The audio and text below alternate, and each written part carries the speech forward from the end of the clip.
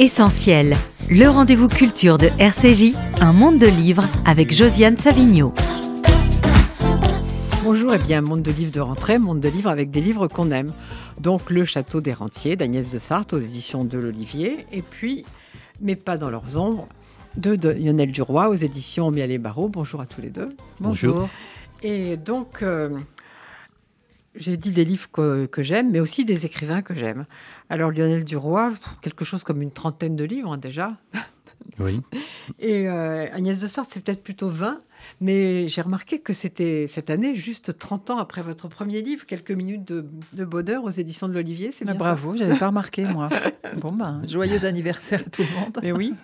Donc, Lionel Duroy, vous rompez un peu avec votre passion autobiographique pour vous tourner vers votre autre passion qui est les pays de l'Est ou d'Europe centrale. Oui. Et notamment la Roumanie, comme vous l'aviez déjà fait dans Eugénia en 2018, qui était publié chez Julliard. Alors, c'est bien ça ?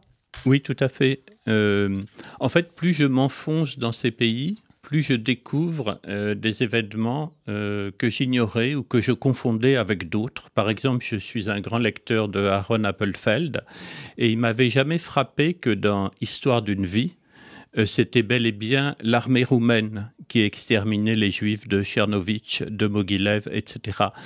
Et je revoyais ce livre-là récemment. En fait, on démarre sur une espèce de malentendu parce qu'il parle de la mort de sa mère et ce sont en effet les Allemands qui tuent sa mère. Il y a une scène très brève où il dit « je l'ai entendu crier » et ce sont les Allemands. Mais aussitôt après, c'est l'armée roumaine. Et c'est l'armée roumaine qui, en fait, va se livrer à un génocide. On estime à peu près, Radu Ioannid, l'historien roumain, est à peu près OK là-dessus, à 350 000 Juifs massacrés et exterminés par l'armée roumaine dans des conditions effroyables. Et en fait, en découvrant ça et en faisant plusieurs voyages dans ce qui est aujourd'hui l'Ukraine, j'ai voulu construire un roman avec un portrait de femme. Voilà. D'abord, c'est un portrait de femme. Oui, la narratrice est une femme. La narratrice est une femme. Bon, je suis très frappé, bien sûr, par l'immigration en France. Dans les années 80, j'ai pas mal travaillé là-dessus, sur la deuxième génération d'origine maghrébine. Donc, ça m'intéressait de créer un personnage de femme qui soit issu de l'immigration roumaine. Ses parents arrivent en France en 83, elle est née en 85, donc elle ne sait rien de la Roumanie. Et surtout, elle ne veut rien savoir. Et elle ne veut rien savoir. Parce que je pense que la Roumanie est à l'image de ses parents, c'est-à-dire des gens qui rasent les murs, qui n'ont pas un sou, etc. Il y a cette image de l'immigration qui est très violente et qui m'a fait créer Adèle Codreanu dans cette colère-là et dans cette violence-là. Oui, ça, on va en reparler. On va en reparler du fait que c'est une femme en colère et qui ne sait pas très bien pourquoi elle est en colère au départ. Alors, je vais signaler, puisque en plus Olivier Cohen est là, donc sinon il va nous massacrer, que Aaron Appelfeld est publié aux éditions de l'Olivier. Bien sûr. Et Agnès de Sarthe, au contraire, vous faites avec humour un roman autobiographique qui est très romanesque, mais disons que vous avez un peu échangé vos rôles. Lui fait souvent dans l'autobiographie, vous faites moins souvent dans l'autobiographie. Et il est aussi question d'Europe centrale, mais évidemment d'une autre manière. Mais moi, je voudrais lire les 2 épigraphes de vos livres, parce que je crois que si on lit les épigraphes, on sait déjà pas mal de choses sur ce que vous dites. Alors, comme je vois rien, évidemment, il va falloir que je prenne mes lunettes, déjà que je retrouve la bonne page.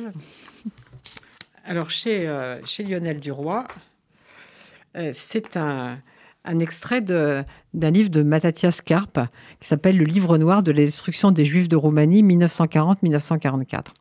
De toute l'histoire de la civilisation, c'est à la Seconde Guerre mondiale qu'il revient d'avoir révélé les aspects les plus dégradants de l'âme humaine. Chez vous, Agnès de Sarthe, c'est tout à fait autre chose. Oui. C'est Isaac Bashevis-Singer. Dans la littérature, comme dans nos rêves, la mort n'existe pas. Vous êtes d'accord avec ça, Lionel Duroy ? Ça m'amuse parce que c'est une discussion que j'ai souvent eue avec Bernard Barrault qui me dit « la mort n'existe pas ». Il me dit ça. Et moi, j'ai adoré le livre d'Agnès de Sarthe, dont je voudrais dire un mot. Je le trouve extrêmement... Vous allez en dire des mots, oui. Chacun va dire des mots, c'est sûr. Voilà, je le trouve très poétique, très romantique. Et alors, tout le long de cette lecture, je songeais, Agnès de Sarthe est vraiment du côté des victimes. Et c'est étrange parce que moi, je me suis toujours intéressé aux côtés des bourreaux. Dans l'hiver des hommes, déjà, je travaillais sur les criminels de guerre yougoslaves, parce que j'avais en partie couvert la guerre. Ensuite, je suis reparti travailler avec les officiers qui se cachaient à Palais. Et je pense que mon héroïne dans ce livre, Adèle Codreanu, ne le sait pas encore, mais si elle est en colère, c'est parce qu'elle est du sale côté. En fait, elle est du côté des bourreaux. Elle ne le sait pas encore, mais son pays, je crois que c'est pour ça que j'aime ces pays et que j'aime profondément la Roumanie. C'est un pays qui va très mal, parce que c'est un pays qui a une histoire chaotique et épouvantable, en fait. Allié de la France de 16 à 18, mais ensuite allié des nazis, qui s'est livré à des choses épouvantables. Et ensuite, allié de Staline, d'une certaine façon, même si c'est un régime qui s'est imposé. Et ils sont sortis de là en 90-91, exsangues, ils n'ont pas de pensée, en fait. Ce sont des gens qui vont mal dans leur tête. Et moi, ça m'intéresse beaucoup de travailler avec eux. Je pense que l'opportunité d'écrire, mais pas dans leurs ombres, c'est aussi une façon d'aller vers eux. J'y vais beaucoup, j'ai presque envie d'y habiter. Je vais apprendre le roumain maintenant. C'est vraiment un pays qui va très mal et qui m'intéresse de ce point de vue-là, parce que son histoire est épouvantable, constamment chaotique.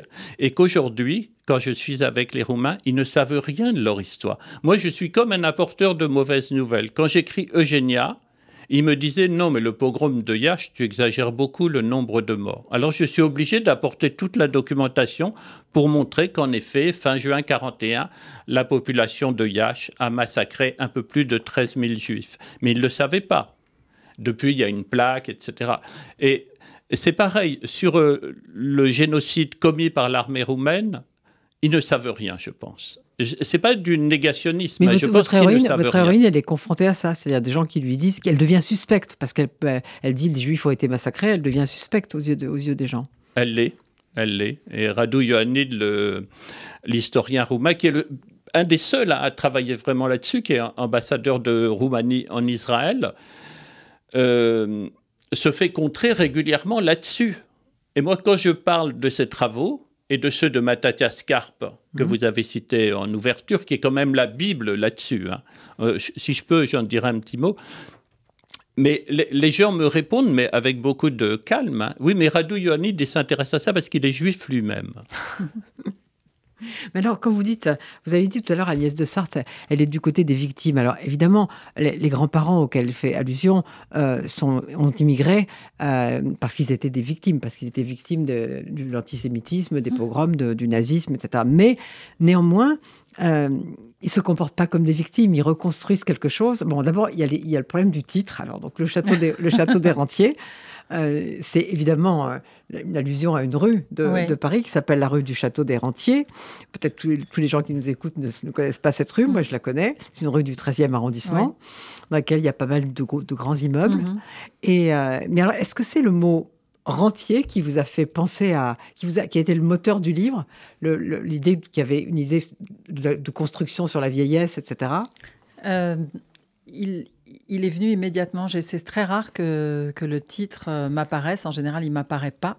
Et je dois consulter mon horoscope et mon éditeur pour savoir ce qu'il va falloir mettre sur la première page. Et là, c'était le contraire. Le titre est arrivé dès que j'ai su que j'allais écrire sur quelque chose autour de mes grands-parents, autour de la vieillesse. Le Château des Rentiers est venu tout de suite, mais parce que je crois ce sont deux mots qui sont extraordinairement chargés et quelque chose en moi le savait. C'était pas conscient, mais ça s'est très vite déroulé dans le livre parce que et dans les premières pages ça apparaît, c'est-à-dire que bien sûr j'ai choisi ça parce que c'était là qu'habitaient mes grands-parents, mais c'était quand même un peu fort pour des gens qui avaient vécu une grande partie de leur vie dans une pauvreté certaine, d'habiter un château qui non seulement c'était un château, mais en plus habité par des rentiers, ce que personne n'était. Donc il y avait là un tel oxymore, un tel paradoxe, que ça créait du romanesque. Rien que le titre ouvrait le livre, suffisait à dénouer des choses. Donc c'est pour ça que je l'ai choisi. Mais il est énigmatique, parce que pour les gens qui ne connaissent pas cette rue, ça paraît un peu qu'est-ce que c'est que ces histoires de riches, quoi, on pourrait dire. C'est quoi? C'est pas une histoire de riche, justement, mais c'est quand même une histoire... Il y a beaucoup de vous, évidemment, c'est à la première personne. Ouais. Chez Lionel Duroy, c'est à la première personne de la narratrice, mais il n'a pas encore changé de sexe. Mais c'est très... il y a beaucoup de vous, à la fois dans l'histoire des grands-parents, mais aussi dans ce que vous voulez construire, dans le rêve de... Parce qu'au fond, les grands-parents, ils avaient construit quelque chose, pas un château, mais ils avaient construit une communauté, quelque chose de beau. Oui, par hasard. C'était un peu un hasard, en fait. Je ne pense pas qu'ils aient prémédité les choses. Ils ont acheté sur plan dans une de ces tours qui ont jailli, qui ont surgi dans le 13e arrondissement et qui l'ont défiguré sous mes yeux, parce que moi, j'habitais là et même en tant que petite fille, j'étais choquée par la défiguration du quartier. Ils ont acheté sur plan un petit appartement et ils ont dit à pas mal de leurs amis, vous devriez acheter, c'est bien, c'est pas cher. Et leurs amis ont dit d'accord. Et sans faire vraiment exprès, ils se sont retrouvés à vivre la dernière partie de leur vie, puisqu'ils avaient tous, quand ils ont acheté, ils devaient avoir certains 60, 70, peut-être un peu plus, je sais pas, mais en tout cas, il leur restait plein d'années à vivre et à vivre en communauté. Alors peut-être que le fait qu'ils étaient, pour la plupart, d'anciens communistes leur ont permis... Ils étaient tous immigrés ou certains étaient français Non, c'était que toujours c'était que des gens qui venaient de Moldavie. Alors, il y avait des dates d'arrivée en France qui pouvaient être variables. Il y en avait qui parlaient plus ou moins bien français, il y en avait qui étaient plus ou moins bien intégrés, mais c'était tous des immigrés. C'était tous des personnes qui avaient une grande partie de leur famille qui avait été assassinée dans les camps d'extermination. Donc, c'était des familles recomposées, bien souvent, avec pas mal d'absents. Donc ils étaient, c'était une communauté qui fonctionnait parce que il y avait ce passé qui les soudait. Et je pense quand même, et en travaillant, en avançant dans le texte, je me rendais compte aussi de l'importance de la pensée socialiste pour tous ces gens-là qui étaient des juifs complètement areligieux et qui étaient des héritiers des Maskims, des Lumières, et qui est une communauté très particulière, avec des idéaux politiques très forts, qui après ont évolué. Moi, je me souviens que mon grand-père, à la fin de sa vie, il était Chirac, bon, et parce qu'il avait reconnu la responsabilité des Français par rapport à la déportation des Juifs. Bon. Mais il y avait quand même un élan et une force, et je crois, la présence d'un idéal. Et ça, c'est quelque chose qui est complètement perdu. Enfin, là, c'est quelque chose qui a complètement disparu. Et je pense que je m'attache aussi beaucoup à ça dans le livre, à essayer de retrouver cet élan de... on va fabriquer quelque chose, l'excitation de fabriquer quelque chose. Mais ils sont aussi des survivants, c'est ça qui les unit. Oui. C'est pour ça, Agnès de Sarthe, que votre rêve ne peut pas marcher, que pour échapper à l'EHPAD, on fasse tout ça, parce qu'on n'a pas ce lien. Oui, bien sûr, puisque quand je dis survivant, et merci Lionel de le souligner, survivant, c'était, moi je l'écris sur avec un tiret vivant, parce qu'ils vivaient énormément, vu ils avaient une conscience incroyable que le fait d'être là était un privilège. Et donc, c'était du bonus, un peu, d'une certaine manière. Alors que nous, ma génération, en tout cas en Europe occidentale, on est... ça peut être que pire. Vieillir, ça peut être que pire. C'est pas du côté du privilège. C'est étonnant parce que votre livre, c'est le souhait, finalement, de reconstituer une communauté pour vieillir ensemble. Oui. C'est assez beau, le livre, il glisse de ça, de vos aïeux comme ça, qui étaient ensemble au château des Rentiers. Moi, je vais essayer de refaire la même chose d'ici 10 ans, d'ici 15 ans, avec nos amis, dites-vous. Oui, mais moi, je crois qu'on ne va pas y arriver. Et d'ailleurs, on ne va pas dévoiler la fin du livre, mais c'est pas évident qu'on y arrive. Allez savoir. En même temps, comme parfois, il y a des choses quand même qui... Il y a beaucoup d'initiatives de ce type qui existent en ce moment. Et donc, on a l'impression que... Moi, j'appelle ça une utopie, et c'est un phalanstère, et j'imagine beaucoup de choses, etc. Mais je reçois maintenant de plus en plus, des articles, des images de choses, d'habitats partagés qui s'organisent. Alors, c'est à une petite échelle, c'est souvent en province, mais ça existe. Et puis, même près de Paris, il y a les Baba Yaga, c'est une incroyable, c'est vrai que c'est une belle utopie, mais quand même, j'allais dire, votre livre presque la démolit, parce qu'on voit que ces gens du Château des Rentiers, il y a quelque chose de fondateur dans le fait qu'ils soient là. C'est pas simplement bien sûr, on est copains, on va vieillir ensemble. C'est beaucoup plus fort. C'est les survivants, comme vous dites, avec le trait d'union. C'est très important. Oui. Mais c'est une façon aussi de dialectiser cette affaire. C'est-à-dire, moi, j'ai jamais dans l'idée que les situations sont absolument positives ou absolument négatives. Une telle chose n'existe pas. Et en ce moment, on est dans un tel moment de passion négative. C'est vrai que c'est facile, hein, et c'est assez agréable, même si on a la passion négative. En ce moment, on a vraiment de quoi se mettre on a du grain à moudre. Hein. Oui, mais si on l'a pas, on est triste. Voilà, non, mais tout va mal, tout va aller de plus en plus mal, et tout va être de pire en pire, etc.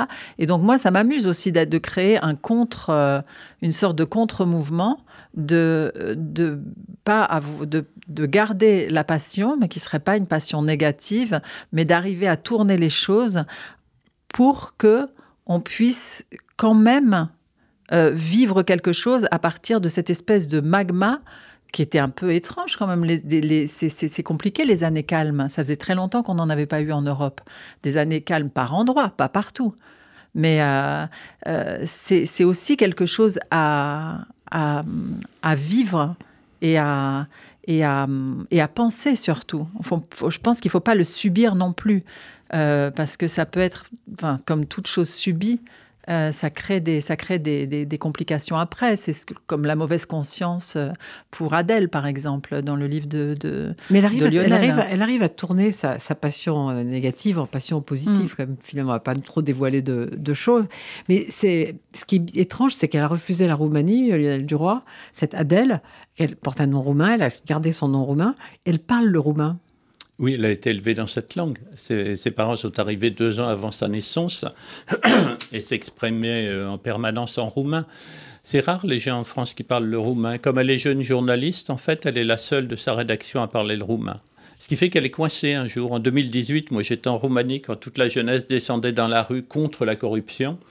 Et c'est à ce moment-là qu'elle découvre la Roumanie. Elle la découvre sous un jour finalement assez sympathique. Toute la jeunesse dans la rue à Bucarest pour exiger que le Premier ministre reste en prison.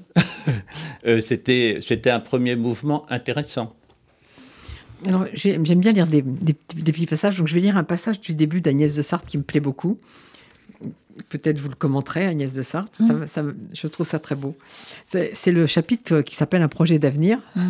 Et à 8 ans, je rêvais à la jeune fille que je serais à 17. Elle aurait des cheveux raides et blonds, elle serait mince et musclée au volant d'une voiture décapotable, et ses longs cheveux blonds, c'est si agréable de l'écrire 2 fois, de l'imaginer 2 fois, voleraient à l'horizontale dans son dos, soulevés par la vitesse et le vent. Ce portrait évoque par bien des aspects, je dois le reconnaître, la publicité pour Barbie voiture, qu'on voyait alors à la télévision. Je ne crois pas que j'établissais le lien entre les deux à l'époque. Quand, 9 ans plus tard, j'ai atteint l'âge rimbaldien, j'avais les cheveux bouclés, châtains et courts. J'étais joufflu, plus souple que musclé, je ne conduisais aucun véhicule, pas même un vélo. Je n'ai pas pensé pour autant que j'avais trahi mon rêve, que j'avais mal évalué mes chances de devenir blonde, mince et de passer mon permis avant l'âge légal. J'ai été portée par cette vision que j'avais eue enfant jusqu'à la veille de mon 17e anniversaire, entraînée chaque matin par l'envie de conquérir ce futur radieux. Au moment du bilan, le constat ne s'est teinté d'aucune amertume. Et en fait, vous construisez toujours, parce que au fil de chapitres qui semblent parfois diverger, en fait, vous reconstruisez un château des Rentiers dans ce livre. Vous reconstruisez quelque chose. Merci. Vous lisez très bien. Merci beaucoup. Non, c'est assez... oui, c'est un peu ça, le livre. C'est comment faire pour construire quelque chose qui bien qu'immatériel va exister. Et puis aussi, là, dans le moment que vous avez choisi de lire, il y a une sorte de licence que je me donne de croire Alors, enfant, je crois que je vais devenir comme ça. Et puis ensuite, adolescente, je crois que je vais devenir autrement. Et toujours croire qu'on va... En fait, cette propension à la croyance, mais aussi à l'amélioration et au changement, pour moi, c'est très important. Et c'est pas quelque chose de narcissique au sens où c'est pas comment m'améliorer, ou c'est plutôt une sorte de façon de ne pas être que soi. Parce que ça, je trouve que c'est tellement une... Mais c'est pour ça que vous écrivez des romans une aussi, impasse. non? Ah bah oui, c'est exactement. Non, mais parce que c'est en fait, c'est aussi une réflexion sur la littérature, parce que le fait de n'être que soi, c'est un peu notre enfer pour moi. Et la littérature permet d'échapper à cette malédiction. Quand on écrit Lionel et Adèle, à ce moment-là, et c'est complètement saisissant, parce qu'on oublie complètement que c'est un homme qui écrit. Donc ça fonctionne. À ce moment-là, il y a une transition qui est opérée. Bon, donc on fait ça, on fait ce mouvement vers l'autre, vers être différent, vers la projection. Et ça, je trouve que c'est quelque chose qui est le propre de la fiction, mais qui est aussi le propre d'une certaine façon de vivre, et qui, pour moi, est mise en crise en ce moment, parce qu'il y a un repli, parce qu'il y a une façon de s'auto-assigner à une seule case. Et d'y être assigné aussi. Et d'y être assigné, d'y être assigné et de s'y assigner. Il y a les deux mouvements en même temps. Et moi, je trouve ça très important, plus important que jamais maintenant, d'abattre des cloisons qui sont complètement arbitraires et qui appauvrissent tout, qui appauvrissent la pensée, qui appauvrissent l'art. Donc il y a aussi, dans cette histoire de construire un château des rentiers, c'est aussi un château littéraire, une façon de penser la littérature. Alors dans vos deux livres, il y a beaucoup d'écrivains. Oui. Il y a Cynthia Ozick chez vous, notamment. Oui. Et chez Lionel Duroy, il y a tout le monde. Il y a Ilse Rath, il y a Appelfeld, on en a déjà parlé. Il y a beaucoup d'écrivains. Mais alors, Lionel Duroy, cette Adèle, vous lui avez donné un mari qu'il adore et qu'elle trompe à tour de bras. Oui. En fait, je voulais que ce soit une femme qui va mal dans sa peau, qui est en colère, en effet, qui n'est pas sujette à l'émotion. D'ailleurs, le livre, elle ne fera pas sentir d'émotion en découvrant l'Holocauste. Elle fera sentir plutôt de la colère et de la honte. Elle n'est pas dans l'émotion du tout. Ce que je voulais dire par rapport à... La honte, c'est une forme d'émotion, quand même. Oui. Quand même. Oui. Moi, je pense plus elle en découvre, plus, en effet, son côté... le mec, je m'en fous, je baise dans les... Il y a beaucoup d'érotisme dans sa vie à elle. Mais c'est d'oublier quelque chose, non ? Je pense que l'érotisme, c'est vraiment une respiration quand rien ne va. Et moi, je l'ai beaucoup regardé dans Nuit de Edgar Isselrath. Il y a beaucoup d'érotisme. Il y a beaucoup d'érotisme lorsqu'on est tout près de la mort, parce qu'on a besoin de se toucher. C'est tout ce qui nous reste, en fait. C'est de se toucher, c'est la peau, c'est reconnaître l'autre. Et donc, oui, elle est sexuelle, elle est voyou, elle est osée. Et je pense que c'est vraiment ce personnage que je voulais faire bouger dans ces pays-là, parce que vous traversez des zones où les gens vous disent « Ah non, mais ici, il n'y a jamais eu de juifs ». Et vous tombez sur des fosses communes avec une dalle, avec rien marqué dessus. C'est très violent ce qui arrive. Il n'y a pas de place pour l'émotion comme ça, ingénue. Sentimentale. Vous en prenez, en fait, plein la figure tout le temps, quoi. Et ce sont souvent des paysans, moi, en restant longtemps, notamment à Mogilev, qui m'ont emmené dans des forêts pour me montrer les fosses communes. Parce que sans ça, même à la mairie de Mogilev, ils me disaient « Non, ici, on n'a pas eu de juifs ». Et j'ai reconstitué quand même tout l'emplacement du ghetto, là où a vécu Edgar Isselrath et sa famille, là où ils sont morts, là où ils racontent 3 années et demie, comme ça, de gens qui meurent de faim dans cette enceinte. Et l'enceinte, je l'ai reconstituée avec un vieux monsieur juif qui m'a aidé, parce que son père, il était médecin à l'intérieur. Comme le personnage du roman. Ouais. Il était médecin. Le personnage du roman aussi, à un moment. Exactement. Il y a celui qui demande qu'on fasse une commémoration, etc. Et ce monsieur me dit qu'il est né juste après la guerre et qu'ils ont eu la chance que leur petite maison soit comprise dans l'enceinte du ghetto. Donc, en fait, au lieu de se retrouver dans la rue à dormir par terre ou dans les fossés comme font tous les autres, eux, ils ont leur maison, elle est emprisonnée. Et donc, voilà. Isolrad va passer 3 ans et demi là, il raconte le quotidien, et malgré tout, quand vous discutez avec les gens de Mogilev, ils n'ont aucun souvenir de ce qui s'est passé. Et ça, c'est effrayant. Ça, c'est d'une dureté absolue. Donc, je voulais un personnage comme Adèle. Je voulais qu'elle soit un roc, et je pense que le livre la sauve. Ce qu'elle raconte va la sauver, parce qu'elle n'a rien à faire en France, en fait. Elle n'est pas d'ici, elle est roumaine, elle a une histoire, qui est l'histoire de la Roumanie, qui est si chaotique et si difficile, dont je parlais un peu au début, et en fait, elle va retrouver son histoire. Et c'est intéressant. Elle a des choses à faire dans ce pays, alors qu'elle n'a rien à faire en France.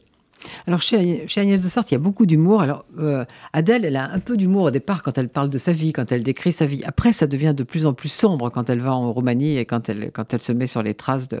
Mais moi, ce que j'aime beaucoup dans vos 2 livres, c'est qu'ils ne sont pas sentimentaux. J'aime pas les livres sentimentaux. Je trouve que le sentimentalisme, ça nuit aux sentiments. Beaucoup. Et donc, cette Adèle, elle prend la mesure de la tragédie qui a frappé... Alors, pourquoi Cynthia Ozick chez vous ? Parce que c'est quelqu'un que j'aime beaucoup. C'est un Elle est aussi publiée aux éditions de l'Olivier, n'est-ce pas ? Pour moi, c'est un des plus grands auteurs contemporains. C'est quelqu'un que j'ai eu la chance de traduire. Je n'ai pas traduit tous ses livres. Les premiers ont été traduits par Jean-Pierre Carasso. Mais j'ai eu la chance de pouvoir traduire plusieurs. Et c'est un écrivain d'une puissance peu commune et qui est à la fois un poète, un philosophe et qui en plus apporte des éclairages sur des choses, moi, qui me passionnent et qui, je pense, sont passionnantes et qui sont très, très peu montrées. Comme par exemple, ça m'avait fasciné dans Corps étrangers, c'était la relation entre les Juifs américains, juste après la guerre, qui arrivaient en France et qui voyaient les Juifs d'Europe centrale, qui étaient pour eux des gueux, des rats qui rasent les murs, pour reprendre l'expression d'Adèle qui parle de ses parents. Et cette espèce d'horreur que ça représente et de dégoût qu'ils avaient pour cette communauté-là, c'est quelque chose qui n'est pas documenté, qui n'est pas montré, et que moi je trouve tout à fait passionnant. Et donc c'est pour moi vraiment un des plus grands écrivains qui soit. Et dans un des livres, le premier livre que j'ai traduit d'elle, Les papiers de Poutermasser, elle fait quelque chose que moi j'avais jamais vu en littérature, qui est la visite du paradis. Donc elle explique très bien ce que c'est le mot paradis, pardes, l'acronyme, ce que ça représente, les lettres en hébreu et tout. On va pas revenir dessus sur les différents degrés de lecture, mais c'est passionnant ce qu'elle en fait. Et elle fait, on est avec elle et on visite le paradis, ce qui se passe après la mort. Mais c'est pas du tout, c'est pas du spiritisme, c'est pas des sciences occultes, c'est extrêmement réaliste. Et je me suis, pendant que j'écrivais Le Château d'Hérenty, il y avait une telle envie pour moi de fabriquer un objet qui puisse donner envie de continuer d'avancer.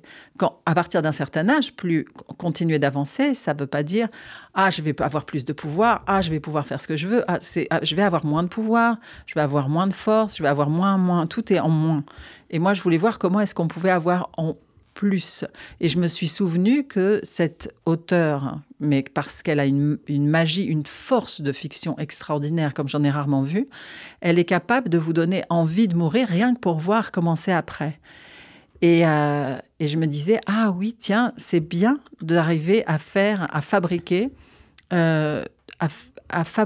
à réanimer l'utopie.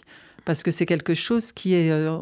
c'est une pensée qui est complètement à plat, qui est complètement dégonflée maintenant. Et que ça puisse passer par la littérature, je trouvais que c'était important. Donc c'est pour ça que je l'ai amené dans le livre. Alors chez vous, il y a beaucoup d'écrivains, on l'a dit, Lionel Duroy, oui. Et c'est en lisant un certain nombre de gens que Adèle change sa vision du monde aussi. Oui. Il y a à la fois l'enquête, je vais lire un petit dialogue aussi qui me plaît bien justement, par rapport à ce que vous disiez sur est-ce qu'il y a des juifs, est-ce qu'il n'y a pas de juifs, est-ce qu'ils ont été exterminés, est-ce qu'ils n'ont pas été exterminés. C'est vers la fin du livre. Alors il y a quelqu'un qui dit « Ah, les juifs, oui, je vais vous en parler. J'ai demandé à certaines personnes de nous rejoindre, elles vont arriver d'un moment à l'autre. La première chose que je dois dire, c'est que j'ai reçu ici même, en 2007, M. Stivelman. Ah bon ? Oui, pour moi, l'extermination des Juifs n'était pas un secret, même s'il était interdit de l'évoquer sous le régime communiste. Je suis né ici, ma mère a caché des Juifs pendant la guerre, je l'ai toujours su. Et donc, vous avez rencontré Michael Stivelman ? Il est venu du Brésil pour nous demander d'ériger un monument à la mémoire des Juifs de Sécurénie. Il faut vous dire qu'ici, en 1939, la ville comptait une communauté de plus de 10 000 Juifs, soit la quasi-totalité de la population. Mais vous voulez dire qu'en 2007, rien n'avait encore été fait pour rappeler le massacre des Juifs ? Rien. Si vous n'alliez pas au cimetière juif, où se trouve une fosse commune, vous ne pouviez pas le savoir. Excusez-moi, mais la plupart des Juifs de Sécurénie sont morts sur les routes et dans les camps de Transnistrie, comme Stivelman l'explique. Les corps rassemblés dans cette fosse commune ne sont donc pas les leurs, mais plus vraisemblablement ceux des Juifs déportés de Bukovine et morts de faim dans le camp de concentration qui a été ouvert ici par la suite. Ah, ça je ne sais pas. Et je ne sais d'ailleurs pas qui pourrait nous le dire. Toujours est-il que nous avons ici un cimetière juif, une fosse commune, et M. Stivelman est venu nous demander de faire quelque chose pour rappeler le martyre de ces malheureux. Donc on voit, Lionel Duroy, que même celui qui savait quelque chose ne savait pas vraiment tout. Non, il ne savait rien. Le passage des communistes a été dramatique, tout a été effacé. L'histoire de Stivelman, elle m'intéresse parce que c'est un livre absolument inconnu. Ah oui, et quand vous le connaissiez Non. ça ? Non, parce qu'il est publié au Brésil, mais en français. C'est assez particulier. Quand je travaillais, j'ai donné une conférence après le pogrom de Yach, après la publication d'Eugénia. Et puis il y a un monsieur très âgé qui vient me voir et qui me dit « Moi, je suis un rescapé du pogrom de Yach. » Et puis il me tend le livre de Stivelman. Et je lis ce livre qui est absolument passionnant. Et en effet, quand j'arrive à Sécurénie, le maire me dit « Ah oui, il est venu, monsieur Stivelman. » Et donc, il vient avec ses connaissances de ce qui s'est passé. Il a perdu toute sa famille, Stivelman. Il est parti au Brésil. Il a retrouvé une partie de sa famille. Il est devenu banquier au Brésil. Et il a écrit ce livre qui est magnifique, qui n'a pas été publié en France, mais qu'il a fait traduire en français alors qu'il était écrit Olivier Cohen en étant portugais. là, il devrait peut-être s'occuper de M. Stivelman. Non, ce que je voulais dire, et puis je l'ai retrouvé un peu chez Agnès aussi, c'est ce qui me passionne en fait dans l'écriture, c'est quand même de prolonger l'œuvre des écrivains qui ont disparu. Vous voyez, c'est extraordinaire. Par exemple, quand j'écrivais Échappée, j'avais le sentiment d'écrire la suite de la leçon d'allemand. C'était formidable. Et quand je suis là-bas et que je travaille longtemps en Ukraine, etc., avec tous les livres d'Appelfeld dans mon bagage et les livres d'Isselrath, ils sont morts, ils n'ont pas pu continuer. Alors moi, de ma petite place comme ça, je continue à exprimer leur voix. Ils sont allés dans ces villes-là, c'est là qu'ils ont habité, c'est là qu'ils ont perdu les leurs. Et puis voilà, ils ont écrit et ils sont morts. Je reviens sur place, je retrouve leur maison, je connais très bien leurs livres. Et alors j'écris une forme de suite à ma façon.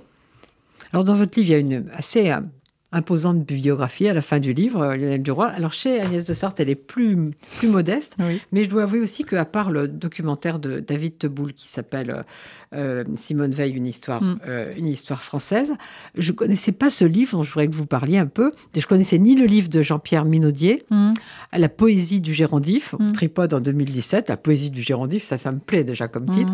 Et puis surtout, alors ce livre collectif, Être juif dans le Nord et le Pas-de-Calais. Pourquoi le Nord et le Pas-de-Calais ?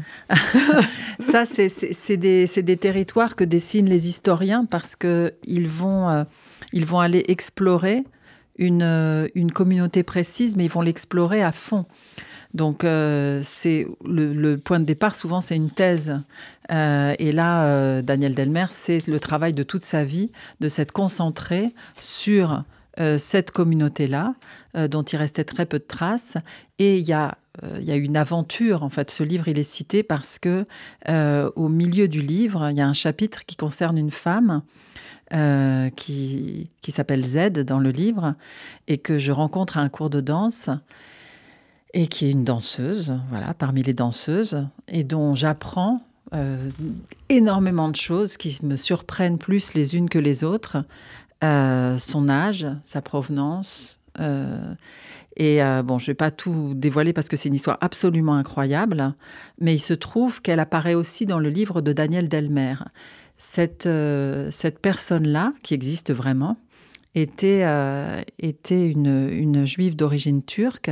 Et dans les registres qu'a manipulé Daniel Delmer et les étudiants qui l'ont assisté pour faire l'histoire de ces juifs, elle apparaissait comme disparue, comme morte. Toute sa famille avait été décimée par les nazis.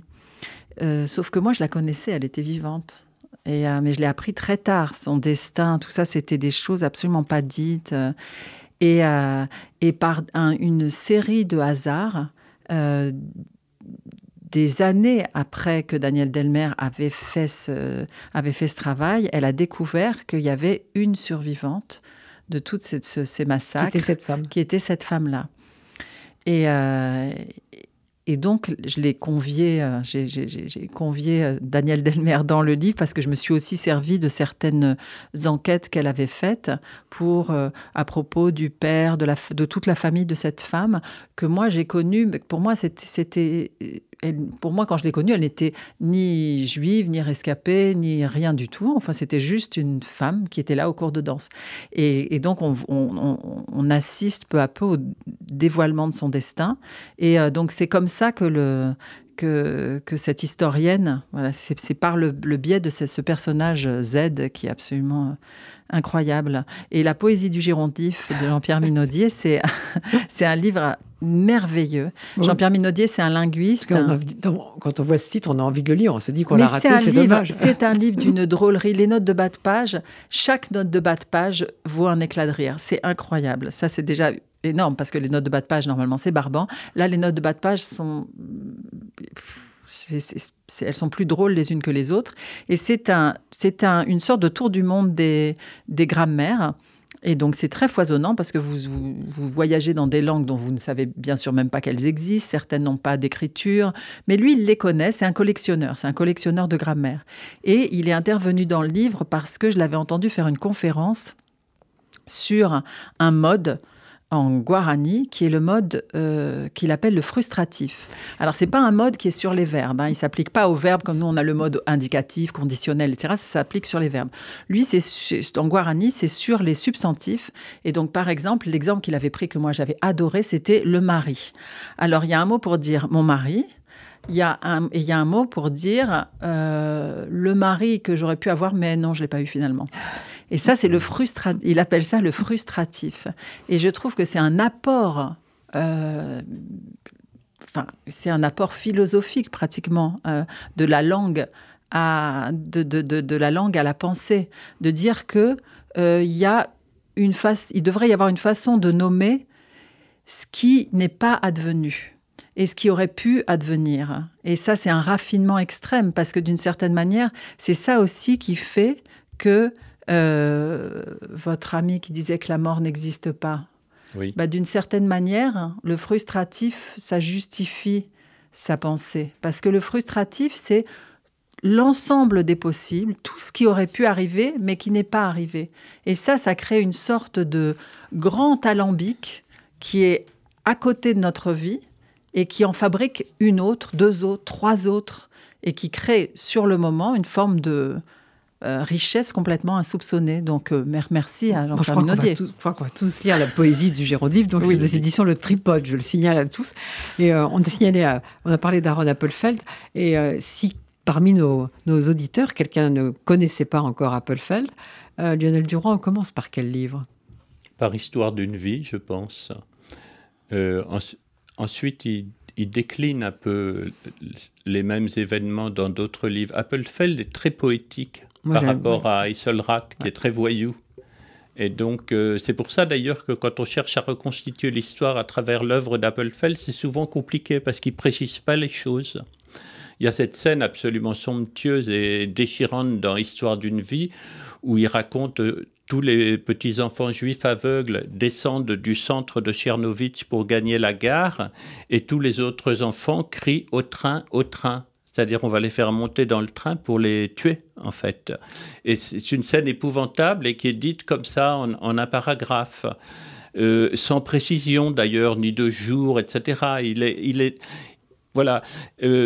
Alors que quand je lis, par exemple, Isselrath, c'est beaucoup plus précis, c'est beaucoup plus dur, comme ça. Tous les détails sont là. C'était intéressant de voir que Nuit a attendu, je crois, une vingtaine d'années avant de recevoir l'autorisation de traduction, parce que Isselrath racontait que des Juifs volaient d'autres Juifs à l'intérieur du camp, que des femmes se vendaient pour un crouton de pain. Beaucoup de choses très triviales et très horribles qui se sont réellement déroulées dans les camps. Et je n'imagine pas Appelfeld le disant. Et puis il y a cette scène absolument magnifique d'Appelfeld qui ne parvient pas à écrire les marches de la mort, puisque les Roumains font marcher les Juifs depuis leur ville jusqu'au camp de Transnistrie. La plupart meurent en route et n'atteindront jamais la Transnistrie. Et Appelfeld essaie de décrire cette marche. Il donne la main à son père dans la boue, dans la pluie. Il entend les autres enfants crier qui se noient dans la boue. Et il dit, si je lâche la main de mon père, je vais mourir. Mais cette scène, il l'a écrite à de multiples reprises. Et c'est finalement dans son carnet personnel qui parvient à l'exprimer et qu'elle est la plus poignante. Elle n'est même pas dans le livre. C'est pour dire qu'il reste beaucoup comme ça, dans une approche très sensible et avec un regard enfantin et assez poétique. Mais moi, je ne sais pas ce qu'en pense Agnès, mais moi j'aime beaucoup Appelfeld. Vraiment, je trouve que c'est un écrivain magnifique. Isselrath, je l'ai lu plus comme vous dites, pour la documentation, en fait, pour l'information. Alors que Appelfeld, je le lis aussi pour le plaisir de la littérature. Je rappelle qu'il est publié aux éditions de l'Olivier, n'est-ce pas, Olivier Cohen? Et est-ce que vous diriez tous les deux que vos livres sont d'une certaine manière des romans d'apprentissage, chacun? Le vôtre, c'est évident, non? Agnès de Sarthe, c'est peut-être moins évident.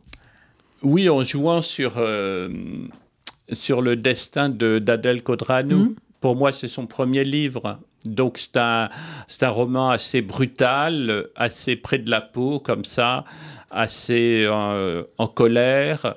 J'aime bien qu'il soit comme ça. Moi, je l'ai écrit dans un drôle d'état, en travaillant nuit et jour comme ça, dans une grande nervosité. J'avais l'impression qu'il allait plus vite que moi, presque, parce que je pense que je suivais cette Adèle qui me fascinait et que le livre courait. Et j'avais l'impression que si je dormais trop longtemps la nuit, j'allais perdre la suite du livre. Et donc, je me levais au milieu de la nuit pour recommencer à écrire, etc. Donc, c'est un livre rapide et je voulais qu'il soit comme ça. En ça, c'est un roman d'apprentissage, oui. Agnès de Sarthe ? Peut-être plus un roman d'initiation qu'un roman d'apprentissage, parce que... au cœur du livre, il y a aussi une archive qui était inconsultable pour moi, qui était une archive dans laquelle ma mère, qui est morte depuis 11 ans maintenant, racontait son histoire d'enfant caché pendant la guerre à la Fondation Spielberg, qui a fait un très beau travail de recueil de témoignages. Et je savais que ce témoignage existait. Je savais que je pouvais le consulter à tout moment, mais c'était une chose impossible à faire. Et en écrivant le livre, comme il me manquait des détails, des dates sur le destin, des parcours de mes grands-parents, etc., je me suis dit, bon, il faut que j'aille regarder ça en face un peu. C'est là qu'il faut que j'aille chercher, dans cette archive-là que j'ai, mais que je ne peux pas, pour l'instant, manipuler. Et ce parcours-là, de pouvoir arriver à regarder des images qui étaient complètement tabous, ça a été très fort et très décisif, mais sur des tas de choses, sur le lien qu'on a avec la documentation, quelque chose de très froid, très trivial, Internet, qu'est-ce que ça fait d'avoir ça chez soi, l'accès à tout, mais aussi aux morts, parce que je voyais ma mère apparaître sur mon écran, ma mère que je n'ai pas vue parler forcément depuis 11 ans, et qui là s'adressait à moi dans la fenêtre de mon ordinateur, comme ça. Ça, pour moi, c'est une initiation, il y a quelque chose de cet ordre-là. Et aussi des choses que j'apprenais, qui étaient contenues dans ce document, et qui étaient une forme d'initiation à la mémoire, et ça ne cessait de me rappeler ce qu'est pour moi, et je le définis comme ça dans le livre, le récit de l'extermination des Juifs, comme une histoire racontée par des muets à des sourds. Parce qu'on ne peut pas en parler, et de toute façon, personne ne veut en entendre parler. Donc, qu'est-ce qu'on fait avec cette histoire? Comment on fait pour la raconter quand même, et à tout le monde? Et Lionel Duroy, pourquoi vouloir parler le roumain et habiter dans un pays où vous dites que tout va mal? C'est un pays qui me passionne de plus en plus parce qu'il y a tout à faire, je pense. J'y étais pendant le débat sur la retraite en France. C'est vrai que pourtant j'étais tout à fait d'accord avec la plupart des grévistes sur la retraite en France, hein, mais on est tellement loin de ça quand on habite en Moldavie, par exemple à Chisinau. Je parle de la Roumanie, mais j'adore Chisinau. D'ailleurs, dans le livre d'Agnès, j'ai retrouvé tous les mots que j'aime.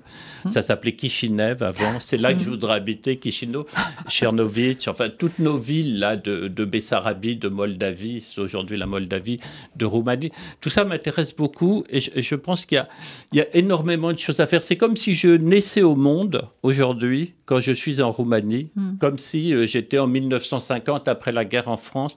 Tout est à construire, toute l'histoire est à écrire, elle reste à écrire. Donc Agnès de Sarthe, c'est comment vieillir bien, et vous, c'est comment redevenir jeune, si je comprends bien. Voilà, j'accepte cette idée. Je me dis que je vais aller habiter Chisinau. Oui. Bon, je crois qu'il est temps qu'on souhaite à tous de bonnes fêtes, n'est-ce pas? On l'a déjà fait. Donc, on va vous souhaiter à tous de bonnes fêtes, mais juste après les fêtes, il ne faut pas oublier de lire. Donc, vous avez à lire, et c'est indispensable de lire Agnès de Sarthe, Le Château des Rentiers. J'aime pas d'habitude les jaquettes, mais j'ai pas retiré la jaquette. Donc, vous voyez, Olivier Cohen, de temps en temps, ça m'arrive. Et c'est évidemment aux éditions de l'Olivier, dont on a beaucoup parlé. Et Lionel Duroy, c'est aux éditions Miel et Barreau, dont on a parlé ici. On est venu expliquer ce qu'était l'aventure, la nouvelle aventure des éditions Miel et Barreau. Et puis, je vais vous dire que vous retrouverez aussi Agnès de Sarthe dans Libération samedi. J'ai vu ça ce matin.